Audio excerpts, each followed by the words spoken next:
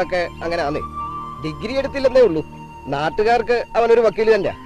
അതല്ലേ വക്കാലത്തെന്ന് വിളിക്കുന്നത്. അത് കേൾക്കുമ്പോ ഒരു സന്തോഷവുമാ രസവുമാ. മതിയല്ലോ.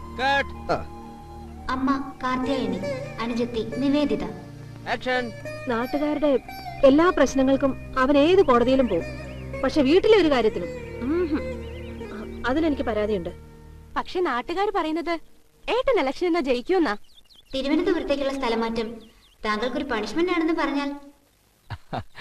തിരുവനന്തപുരത്തേക്കൊരു പണിഷ്മെന്റ് ട്രാൻസ്ഫർ ഒന്നുമല്ല, സെക്രട്ടേറിയറ്റിലൊരു ഡെപ്യൂട്ടേഷൻ. ചിലപ്പോ അവർക്കിതൊരു പണിഷ്മെന്റ് ട്രാൻസ്ഫർ ആയിരിക്കാം. പക്ഷെ എനിക്ക് അങ്ങനെ തോന്നിയിട്ടില്ല. ഈ രോഗി ഇച്ഛിച്ചതും പാല് വൈദ്യം കൽപ്പിച്ചതും പാല് എന്ന് പറഞ്ഞ പോലെ അനന്തപത്മനാഭന്റെ നാടല്ലേ.